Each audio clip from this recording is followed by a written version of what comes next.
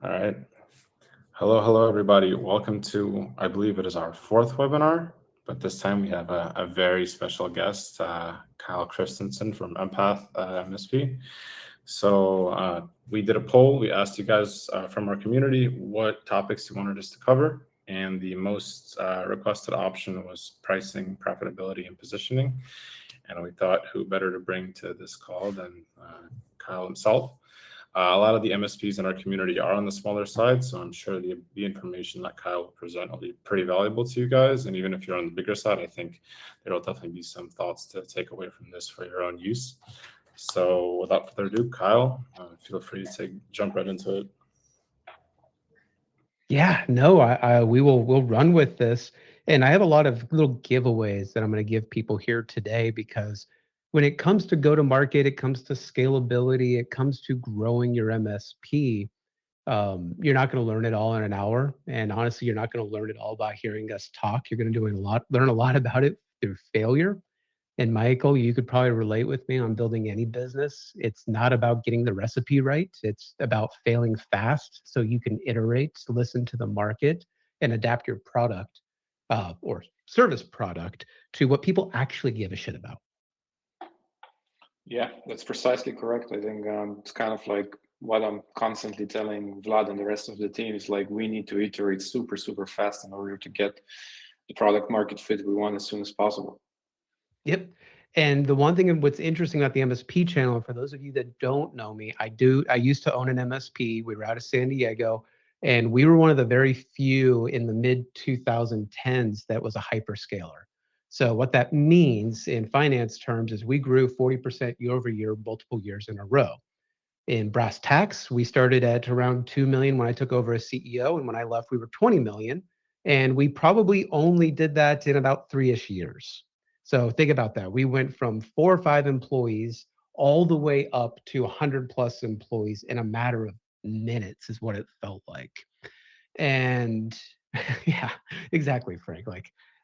But I have another 3 hours worth of content for free for you, by the way, where I'm going to deconstruct your motion that I have on YouTube for free. So you don't need to get blown up by my sales team by any construct.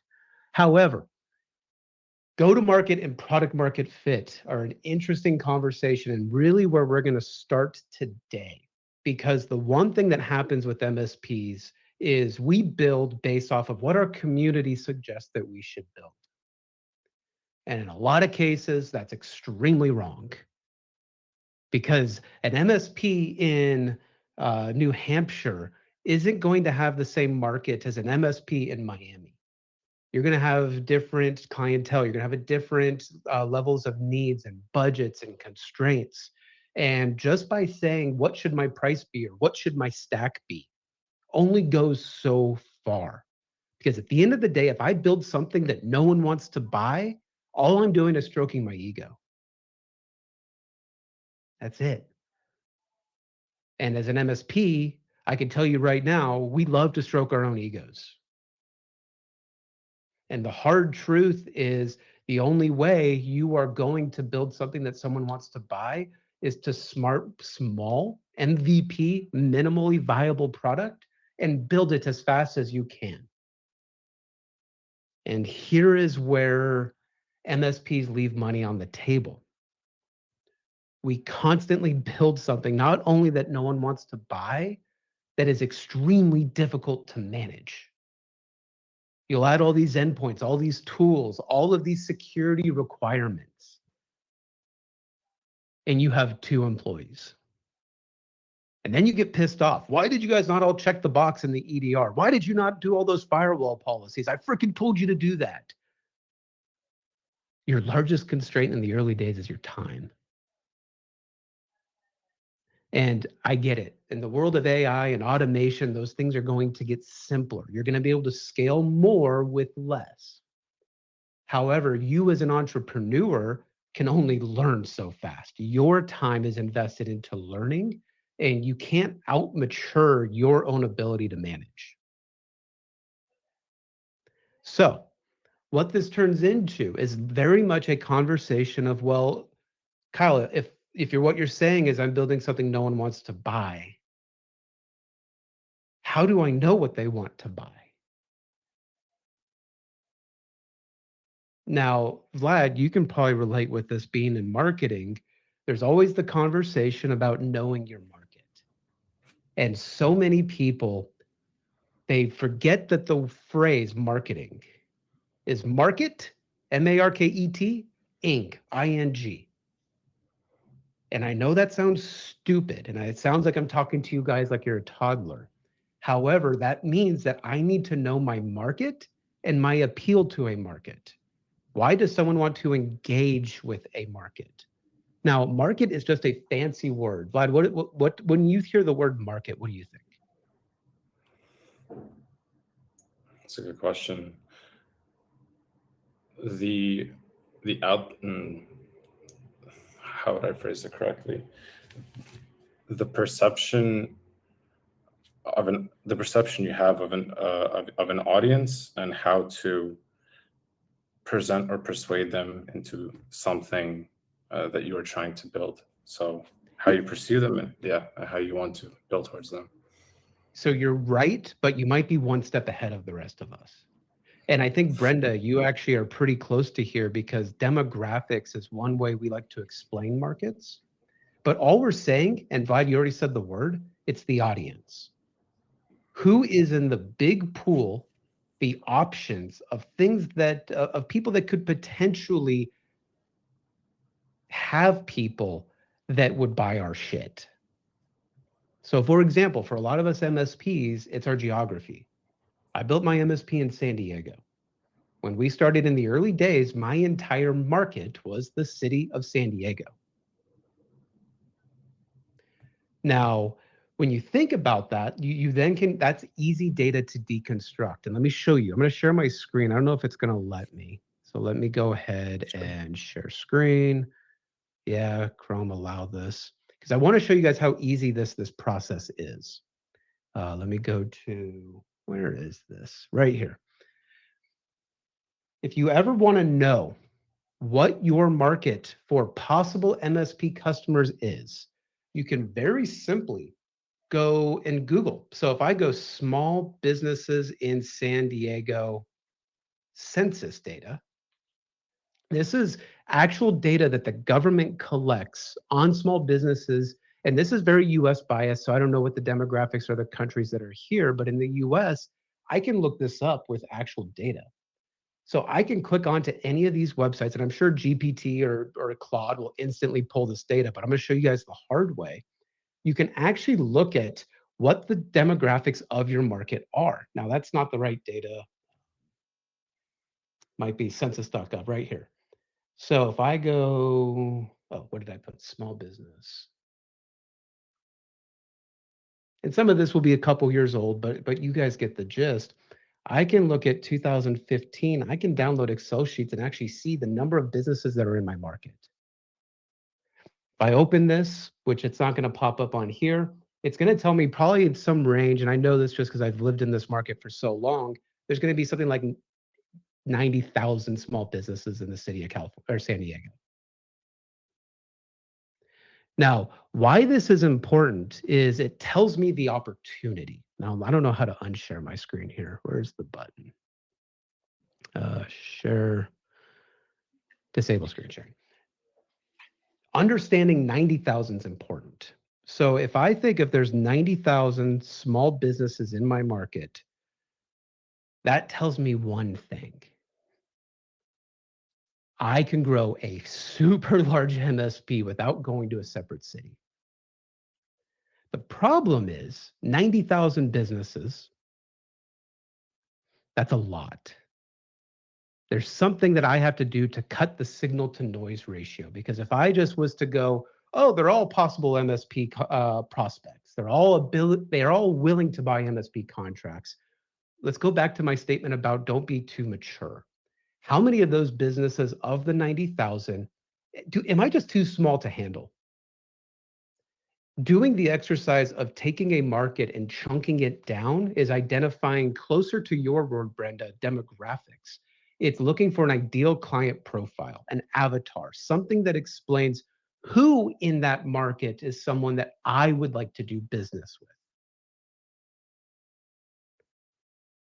So I can do one layer deeper. Well, And you see this, by the way, on Reddit and Slack and all the communities all the time of who is my ICP? Like, and what you'll see normally are either verticalizations or a size of business scope. For example, I only work with dentists. I only work with lawyers. I only work with financial institutions.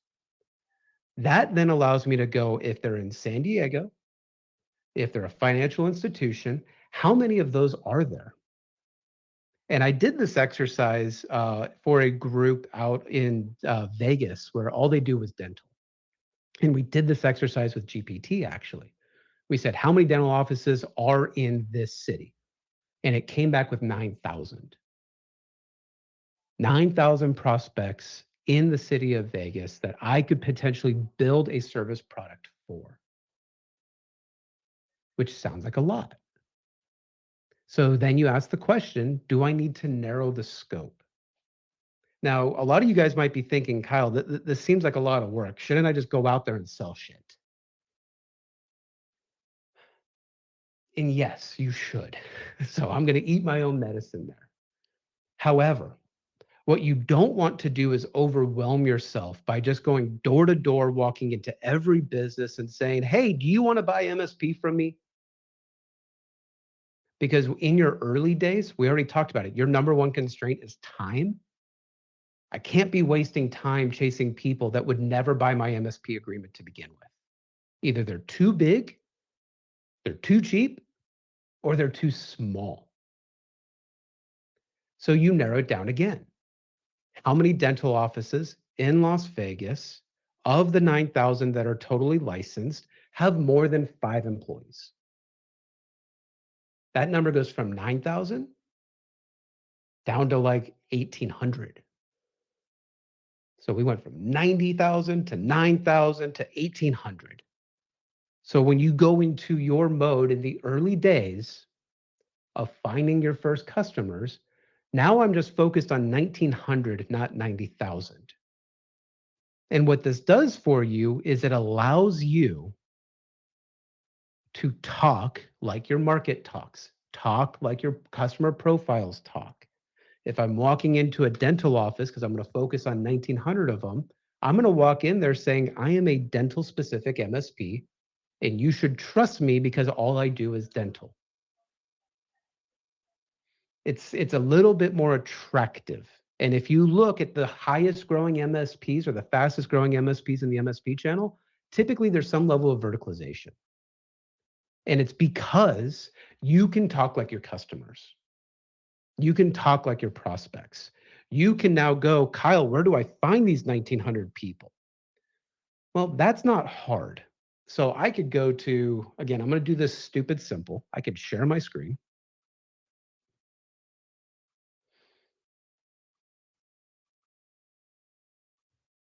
I can go to Google Maps and I can go dental offices. And then boom, I get a bunch that pop up. I can start to do this exercise. And then I go, okay, well, who's also involved in dental? Orthodontist. So I can go orthodontist. And it allows me to start targeting those buildings that are in, that I might want to walk into. Now, at my MSP, when we got started, and I'm not kidding you, and this would terrify us SaaS people, Michael, I cold walked into these fuckers. I walked in going, hey, who does your IT? You know what most of them said? Sir, this is a Wendy's. Can you leave? However, it built the muscle. It built me the ability to say, I know who's going to be my customer, and I'm going to be relentless about getting them to do business with us. Now, I share this because then you start to go the next layer. Where do these 1,900 businesses that have commonality hang out? And if you think about the MSP channel, we do this crap all the time. We have MSP-specific conferences, MSP-specific peer groups, MSP-specific Facebook groups, Slack channels, like you're all in. You start to ask yourself, where are they? How do I hang out where they are going to hang out so that I can build a relationship with them? Now, I know this conversation's supposed to be geared towards pricing and packaging, but you can't price and package it until you know who your customer is going to be. And so many MSPs, why they leave money on the table, going back to my initial point, is you build a product without knowing who your customer is.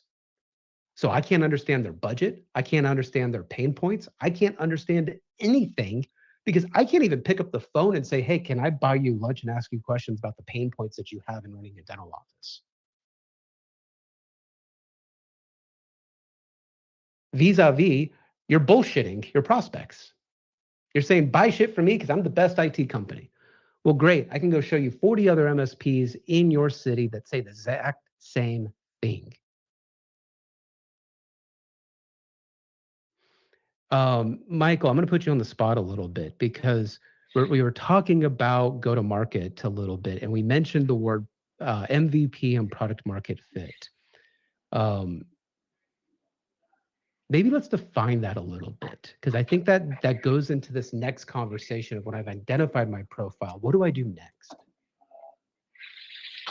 So first, I think that you said something that is extremely correct, and I actually want to take it to the opposite. Like you said that you started with 90,000 businesses, and then you kind of drilled it down. And there is a business term for that. That's TAM, SAM, total addressable market, Yes, etc.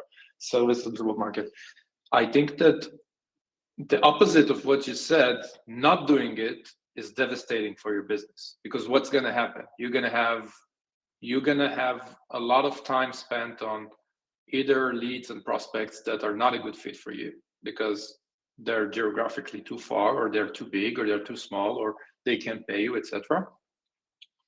So you're going to spend time and you're going to spend money, because you will try to, for example, in my business, and that's what we're doing, you're going to spend money on ads, on online ads, and you're going to spend time on this type of things.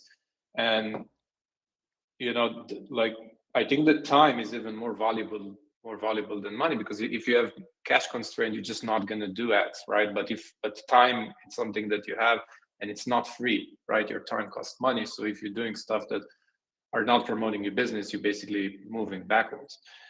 So back to your question, like if you'll, my definition of product market fit, and that's something that we constantly kind of iterating through, is having people knock on your door in order to buy your service, product, whatever, in a level that almost collapse your business. Meaning that, for example, for OpenFrame, for Flamingo, for me, product market fit is Vlad coming back to me and telling me, listen, we have too many leads. We can't handle all those leads.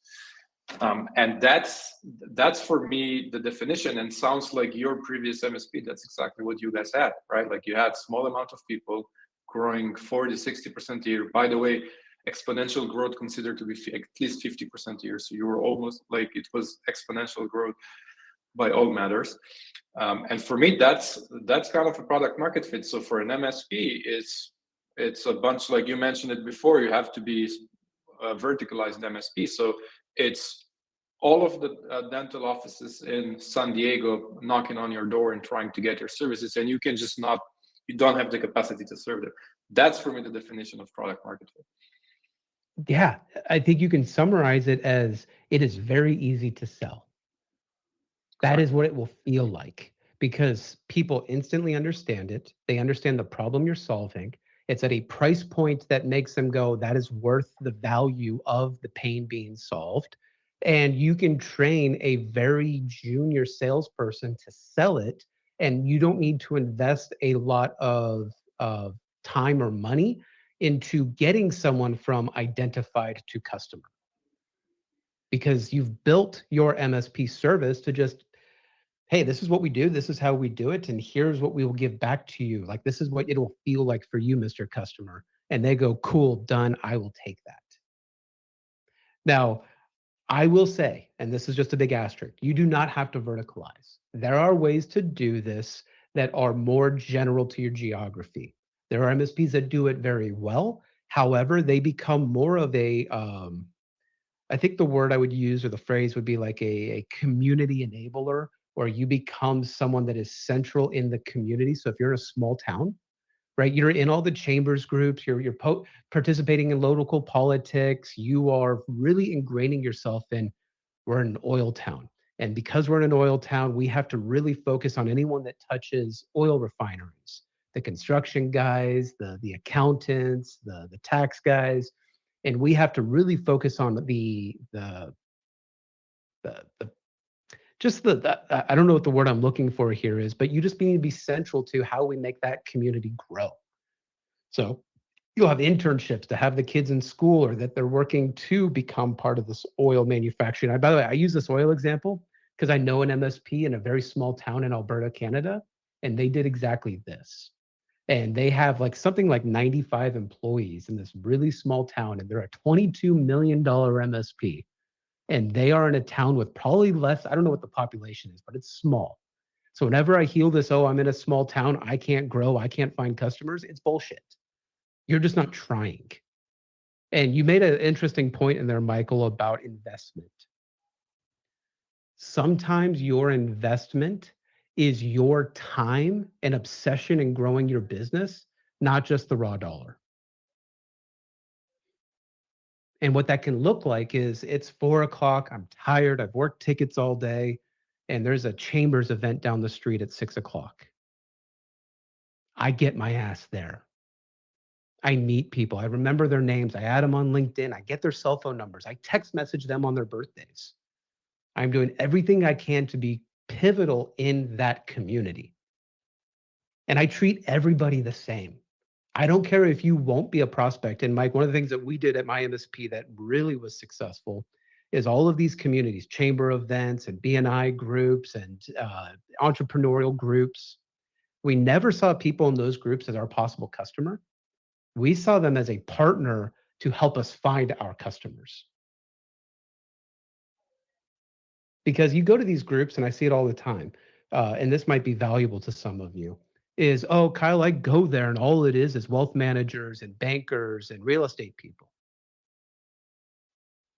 Okay. You don't think they don't know small businesses that might buy my shit? You don't think if I planned a webinar to teach people how to use GPT that they couldn't invite 3-4 people each? And I mean, let's say it what it is. Let's get real meta. This is exactly what Empath and Flamingo are doing right now. We have partnered together to bring our audiences together to say, let's do a webinar and teach something. So we're practicing what I'm preaching right now, which is there is a world in which you need to find connectors that also can help you identify those 1,900 dental offices in whatever city. So this gets in, let's move forward and think about then what you mentioned, Michael, of make it easy to sell, because that becomes the next step. I know who my prospects are, but what am I going to sell them? And what the current zeitgeist and MSP would tell you, charge $250 a user a month, use best-in-class stack, and do everything 100% cybersecurity focused. And if they don't, you tell that prospect to fuck off. I'm sorry for my crude language, but that's how passionate I feel about this, because basically what your peers tell you 9 times out of 10 is don't take people's money and give them good services the way they want the services to be received. It's ego. It's pride. And you guys probably see this, and I see Mike and Vlad, you guys laughing because you've seen the exact same thing. There is a world in the early days where you just need to be concentrated on selling more customers. Don't mature too fast. Build something that's simple to talk about, easy to deliver, and people get value out of that delivery. And what that can mean and what that can look like and what that can feel like could possibly be embarrassing in the MSP zeitgeist fashion. For example, in our early days, I sold retainer agreements. Buy 5 hours a month from me, use it or lose it. because I needed to sell enough revenue dollars to start hiring employees. Now, this is 2014, 2015. We didn't have all the automation tools that we have today. But the idea was that if I'm growing my business, and by the way, guys, I'm not technical. That's probably one thing that I should have opened with is I couldn't fix a computer to save my life. But I love strategy. And the only thing that I saw was the only way I can grow my business is cash flow. Meaning cash starts at the top, comes from a customer, and it comes out the end into my pocket. But as I got too much in my pocket, that allows me to hire somebody to do the shit that I didn't want to do, AKA fixing computers. I needed to hire a nerd as fast as I could because, damn it, I was a horrible tech. It wasn't that I needed to be the service expert, the specialist, the engineer of all engineers, but revenue beats all in the early days. And in the early days, I didn't know what my product was going to be, Mike. Going back to MVP, minimally viable product, I needed something that had recurring revenue that I could sell fast. And the one thing that the competitors in my market couldn't do, they would do what the MSP zeitgeist would tell you, which is if you don't buy everything from me on day one, I don't do business with you. To me, that's opportunity. If all the big MSPs in my area are saying, I don't want these people, by the way, it's the majority of the market. Everyone says, I don't want people with less than 10 employees. They're cheap. Cool. Give them to me. I'm going to sell them just enough to not be a pain in my ass. So if I'm looking at these things, I go, okay, let me sell something simple because that's the first way I'm going to do it. And I'm going to build up to having a couple employees to where then I can move into managed services or all you can eat services to where I don't care if my guys work 40 hours a week just on tickets. That's what they're here for. Because Mike, in having built a business, you've probably even recognized this because I know you're technical. There hits a point where as a technical founder, you do kind of have to spend a little bit more time in go-to-market and fundraising and accounting and all the shit that maybe you didn't want to do. But as a business owner, you kind of have to go, man, I need someone else to be 100% on with product and technology. But at some point, I got to focus on the go-to-market stuff. Yeah, 100% correct. I think like that's kind of lesson learned from my previous business. Like right now, it's like all do it myself and then bring people to take it away and like focus on that 24/7 rather than me spending half of my time on engineering and half of my time on other stuff. So 100% agreed. Yeah.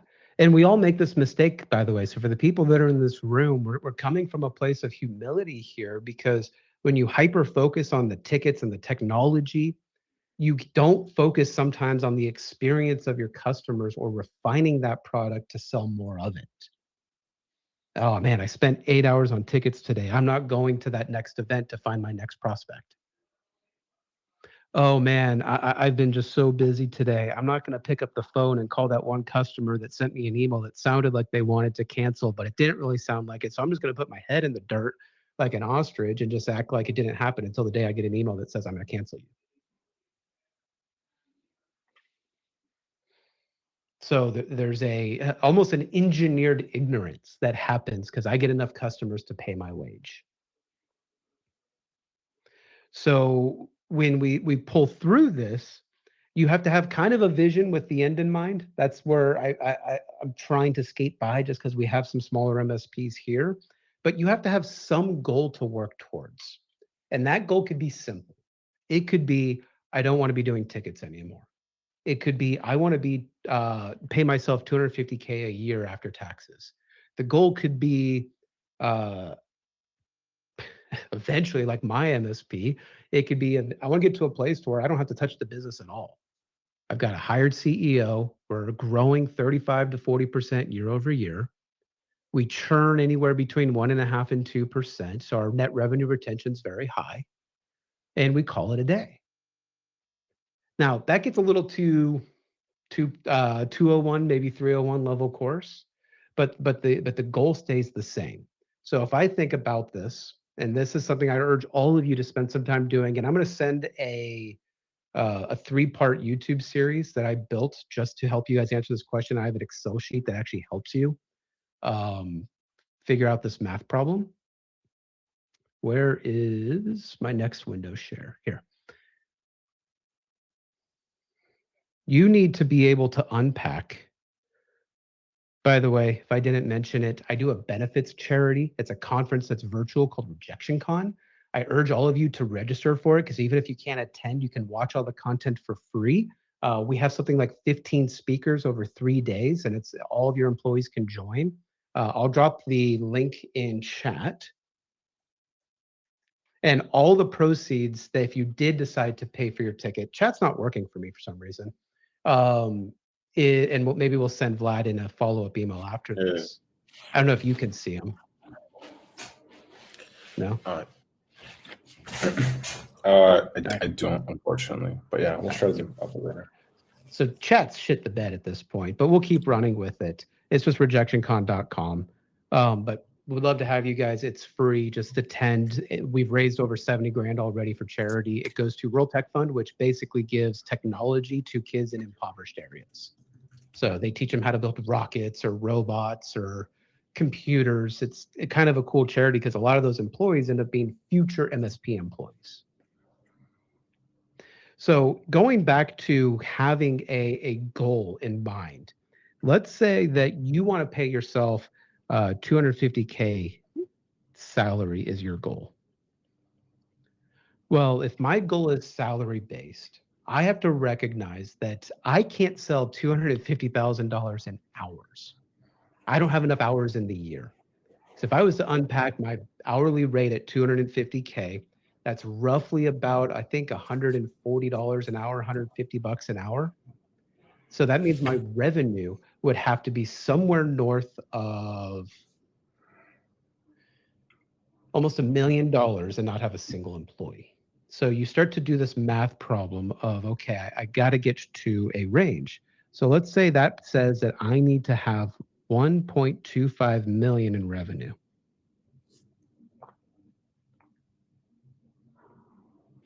What this allows me to then do is go, okay, if I think about this as a graph,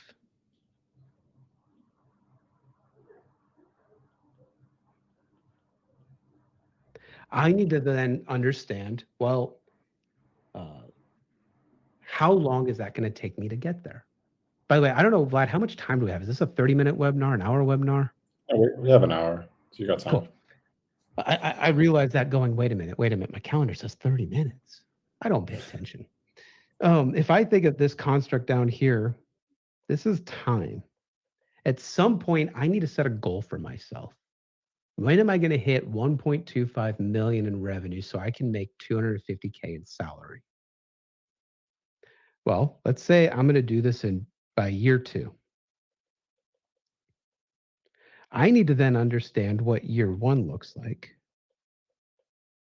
And I need to understand what month 6 looks like. And you kind of start to create your targets. You start to create a, by the way, Brenda, I see you typing thank you. I don't know if I'm going to see it with how chat's broken. But really the idea is pretty similar. Now you could do simple math and say, let's just take half at year 1, or I could go and pose myself a challenge. The first year I'm growing my MSP, I might not be super strong at sales. I may not understand my product. I might not be able to charge enough for my product in year 1 to get halfway there. Mike, I see you kind of shaking your head because we all understand on the SaaS side and on the product side that sometimes I just want to get the motion going. I want to get something out the door. I want to be able to get people to start giving me money before I make myself more expensive or increase my prices or add extra complexities to my product. So maybe I'm getting to 40%. So maybe this is 500K. Like I said, I'm going to give you guys all a spreadsheet that helps you do this. When I get 500K, now I need to say, okay, what can I sell? And how many people will I need to basically be able to come up to these numbers? Now, as MSPs, no matter how you package, and I'm going to be a little controversial here, You are always trading time for dollars. Yes, you have a stack. Yes, you have efficiencies to run your business. But at the end of the day, someone's time is being invested. Whether it's to build the stack, build the automation, answer the tickets, answer the phone, cold call, outbound. Hey, Mr. Customer, is there anything that I can do? When I was selling block hour agreements, I noticed that there was a few of my prospects or customers, excuse me, that weren't using their hours.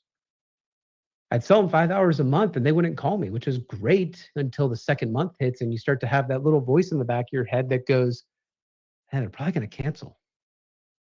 So you start to think about, do I lock them into contracts? Hey, you got to do it for at least a year. Do you start to go, okay, well, we need to make this unlimited so they don't care about the number of hours that they work? And you really start to unpack how many hours do you need to sell?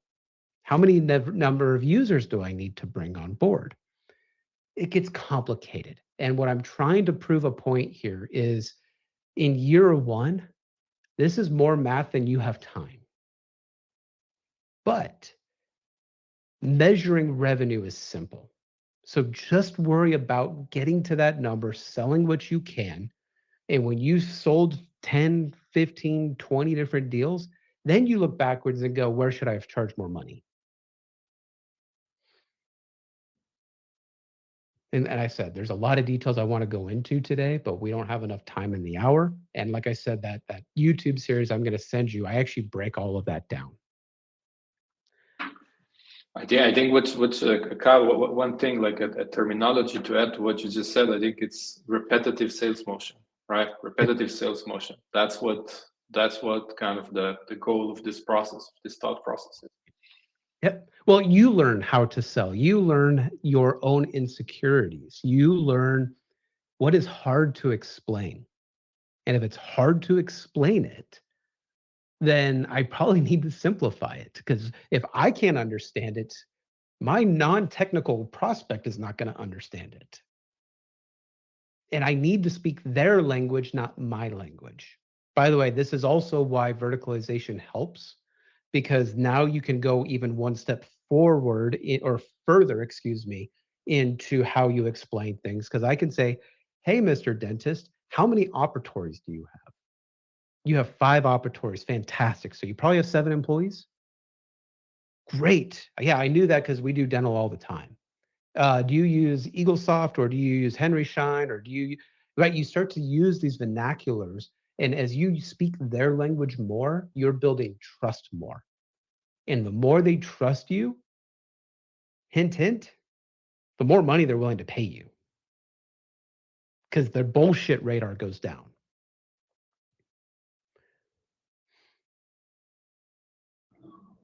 But let's fast forward a little bit. I'm ready to start selling managed services.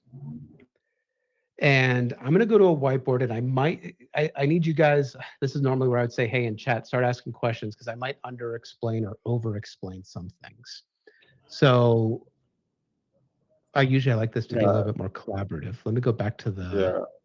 Guys, I'm honestly not sure what's going on with the chat feature. I've never had this problem before in my life. But there's a questions tab. Could you guys try posting your questions in there? Maybe that'll work as I'm trying to troubleshoot this in real time. Anyway, sorry, go ahead. No. I'm glad you spoke up on that because I would love some way to be interactive. I'm going to get a clean whiteboard over here. Because what we want to figure out now is, okay, well, I want to start building out my managed service agreement. I am ready. I've sold a bunch of retainer agreements, some time and material agreements. I have my first employee. Maybe they're offshore. Maybe they're sitting in a co-working space next to me. Maybe they're remote. How do I start to build my managed service package in a MVP, minimally viable product, something simple so repetitive sales motion, like I can get to the place of, let me try to fail at selling an MSP agreement a few times just so I can kind of understand what it looks like to a prospect and then what it looks like to us, because it's going to look different to both of you. What we all want to get to is some type of price per unit. And in the MSP channel, for a lot of us, and let me go ahead now and zoom into this, that's going to be something like a price per user or a price per endpoint, or some type of hybrid where it's a little bit of both. Now, if we go back in history, a lot of us back in 2011, 2010, we did price per endpoint because that was the unit of economics that a lot of our vendor partners would bill us in. They would all say, you buy antivirus by price per computer. So what we did is we copied what our vendors would do. But go around 2014, 2015, Office 365 comes out and it did something different. They said price per user. And even some of our security vendors, they started to do price per user. Hey, I'll sell you antivirus software, and each box copy comes with 2 licenses because, the executive might have a desktop and a laptop. So we kind of went through this evolution. Now, thinking about how it is priced, you got to ask, why do we price things like this? Well, there's got to be some way to quote it. There has to be some way that we can unpack. Sorry, go away. That's embarrassing. There has got to be some way that we unpack how I'm going to present to the customer so I don't confuse them. Packaging really matters. And if you start with packaging, what you're saying is I'm starting with the market in mind. I need to put this into a way that someone is willing to monetize it. Someone is willing to give me money for it because they can understand it. So you kind of want to start with almost the price point or the unit economics first and work your way down to what can I do for that. So it might be something like 100 and here, let me change the color. Let's go to green. I might do 150 here, and I might say it's 75 here. That's per user, that's per endpoint. And by the way, the numbers don't matter that I wrote there. You can go look at service leadership data on the average price per user or price per endpoint. But when you're in your early days, these numbers don't mean jack shit. If I could give you a shortcut, you need to be probably 25 to 30% cheaper than your next closest competitor when you're small, because you don't have all the operational overhead as everybody else. And Mike, I know that's controversial advice, but you made the pension of repetitive sales motion. Well, I might want to do this just because I want someone to say yes. I want to focus on revenue. I want to focus on my own ability to just be able to sell one. And I can't be worried about the price negotiation that's going to happen. Because in my early days, I can tell you right now, the first few MSP agreements I sold, I was not confident. I was weak. I was embarrassing by many constructs. So if you're weak and you're new and your company hasn't been around that long, the easy way to get your foot in the door is to be cheaper than your next closest competitor, because where you're going to hit all business owners in the emotional bits is them saving money. Because when they save money, that goes to the bottom line, which means they can do other cool shit or they can put it in their own pocket. So you're hitting an emotional button. You can cold walk into that dental office and say, I am 20% cheaper than anyone else in town. Would you like to have a conversation? It will at least get the foot in the door. Now, they may find out real quick that you know nothing about dental and then tell you to get lost, kid. However, at least it got your foot in the door. So what happens is we have this price point. It's a shortcut for me to get involved. By the way, if you don't know what your competitors charge, when you walk into an office, ask them like, hey, we're cheaper than most MSPs.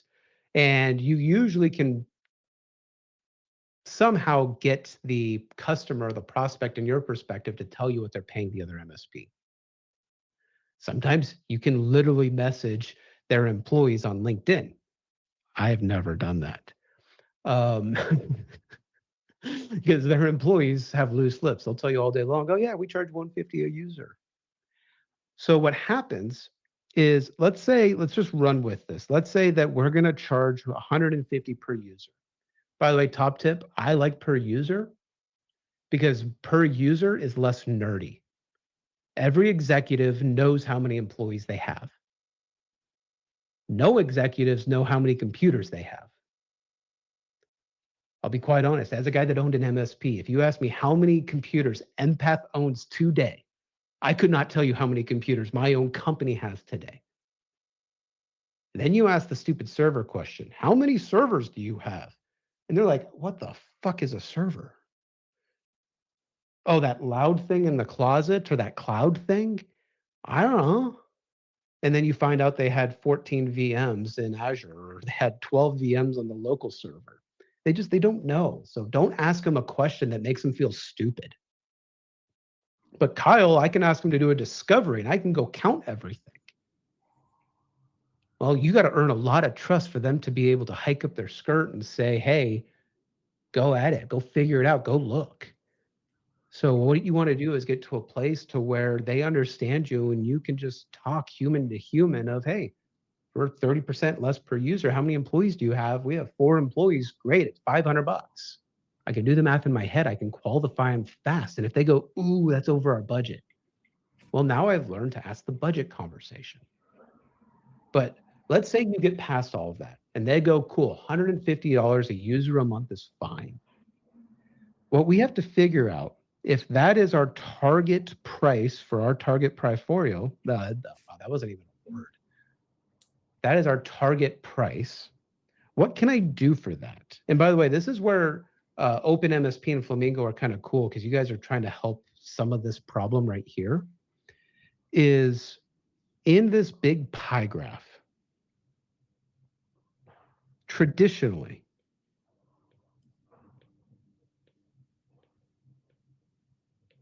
this is all going to equal $150. Typically, the biggest portion that you want is going to be labor. The rest of them are just going to be your stack.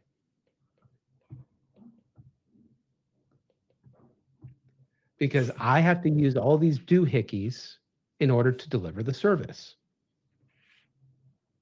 And this is where MSPs go a little overboard and we push way too much into our bundle. Because now the more I put in the bundle doesn't make it more appealing to the customer. It just makes it easier for us. So that's why I'm saying just do bare essentials. Typically in the early days, especially for like my MSP, and this might be outdated, it was RMM and antivirus. That was it. Because that was enough for me to get in the machine, do the patching, and make sure that if they did get hit by something dumb, I didn't have to spend all night cleaning up the computer. So for you guys, it's probably something similar to EDR and an RMM and or just a jump client even. Hell, I could probably run an MSP literally with just Intune, Screen Connect, and a basic ticketing system these days. You don't need to go complicated because you don't have any customers. Find where you spend too much time. Yep, what? Kyle, so yeah, I'm trying to find like a workaround for the broken chat thing. So guys that are still here, basically, if you have a question you want to ask Kyle in the OpenMSP Slack community, I made a thread about the post. So just post your questions in the thread and we'll do it that way. Actually, one of the people on the call reached out. Her name's Brenda. She was typing in the chat before it broke. So I'll just read the question to you, and then I think that'll be there. No, I freaking love that. That's resilience right there, man. You are the savior today. Okay, so her question is, hi, I'm part of UCF Incubator's Quick Start program. We did cover margin, gross margin, P&L. Also putting together pain points for my local community by going to a lot of the Chamber of Commerce. I also attend 1 Million Cups. An area I'm currently struggling with is finding MSP legal and insurance. I'm in Central Florida. I do not want to pay Orlando prices. Perhaps the team has some suggestions. Yeah, it's interesting. If you're looking for legal customers, that the tough part about legal, and I know this one intimately, Brenda, because my MSP did a lot of legal. This goes back to how do I find prospects? How do I find who's who? If you're participating a lot in chamber events, a lot of those people have lawyers. So it kind of just turns into identifying and seeing, do you have a good enough relationship with your lawyer? The other thing as well is LinkedIn is extremely valuable. You can find people in your chambers group, and LinkedIn allows you to see other people's connections. So I can go to that person in my chambers group, I can click on who they're connected to, and I can filter by profession. So I could see all of the lawyers that they are connected with. That way I could go to that person that I know and go, hey, I saw on LinkedIn you're connected with like 10 different lawyers. Are any of them good enough friends that you could refer me to? Because I'm trying to look for lawyers to service. It's a very warm referral, and you are not asking the question. Mike, if I asked you right now, hey, who do you know? Too broad. It's too broader. Hey, can you give me referrals? What you're essentially asking somebody is, hey, can you do my prospecting for me? Can you be my BDR? So what you want to do is defeat the blank page. Hey, I saw you're connected to 10 lawyers on LinkedIn. I do IT services for a lawyer. Hopefully I've helped you enough over the years. Any chance you can refer me to any of them? They're going to go, oh shit, I know Steve, Joe, and Jack of those 10. Steve's an asshole. I would never refer you to him. Joe, I don't really know. But Jack, that is a good human being. I can text message introduce you to them. So that's like a shortcut to it.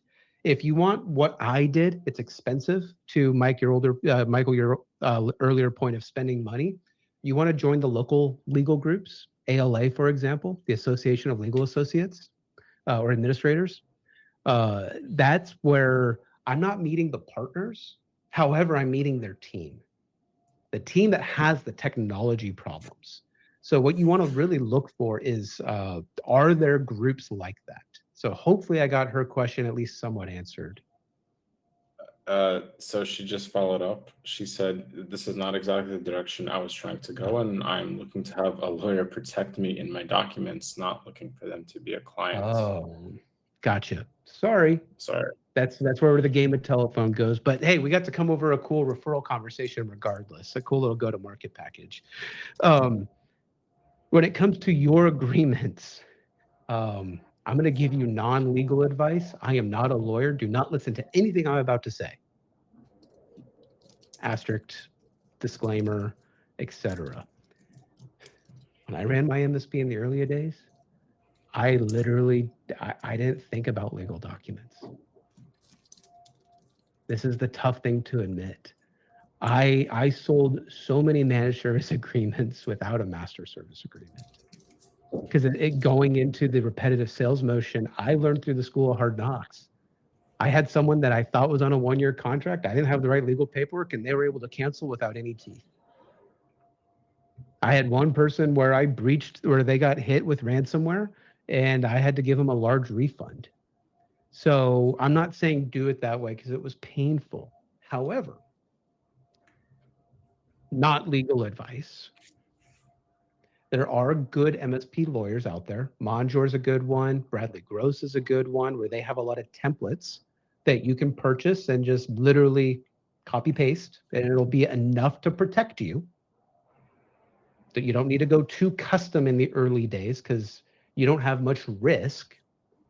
You can also use this thing called ChatGPT to get you enough. I don't know how good it's going to be, but, and by the way, not legal advice. It's enough to at least give you teeth to build resistance to protect you in the state that you need to be protected. But if you only have 1 or 2 customers, you don't have any risk. Go sell something and generate risk. By the way, I get it. Most MSPs are risk averse. That's a whole other conversation. Any other questions, Vlad, that we had? Just in time. So Frank asks, question for Kyle. The MVP stuff I like. However, in today's world with all the regulations, I mean his and CA, that's the regulation state, California. How do you balance the risk when you sell MVP or basic? Don't sell to regulated channels. I say this, by the way, actually having experience in this. There is a world in which you have to understand the research and development that you have to spend or you have to be concerned with to go after customers in a regulated space may just be not within the amount of time or abilities of your team. So if I'm a small MSP, I ain't touching CMMC. at all, because I can't build a service that I can sell a lot of, because I don't have the resources to do that.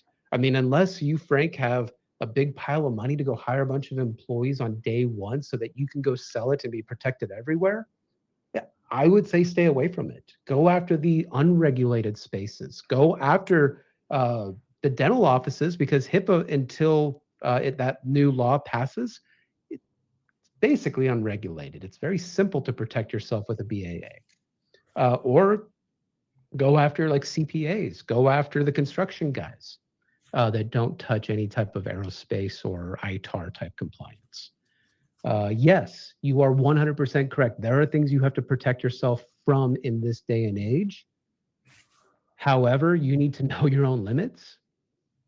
And if you aren't able to sustain the risk of winging it or investing in it to not wing it, you're not ready.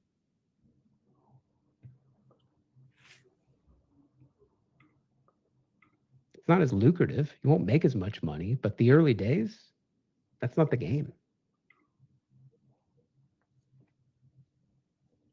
We are coming close to time though, Vlad. Looking at the clock, we have about 4 minutes. So I don't know if there's any other follow-up questions. Maybe we need to do another one of these because we didn't get to packaging too much or margin protections. Yeah.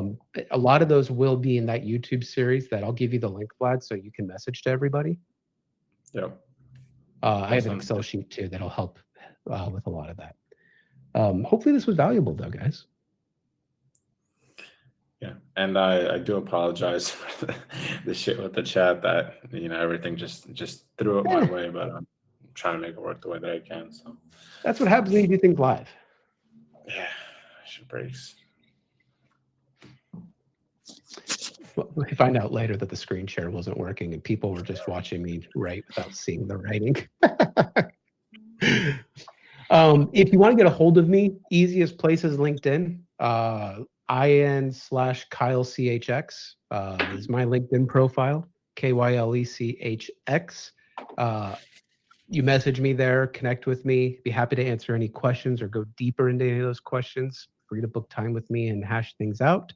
My entire business, Empath, is all surrounded around MSP education. This is what we do for a living. And I appreciate you guys having me on. Yeah, thanks for coming, Kyle. And yeah, thank you guys for taking the time out of your day to come on this call. Thanks, Kyle. Thanks for joining us. And yeah, was for me, it was super interesting and a lot of interesting insights from someone that did it. So thanks a lot. No problem, guys. Well, other than that, you all have a good rest of your week, and I'll see you on the other side. Take care, everybody.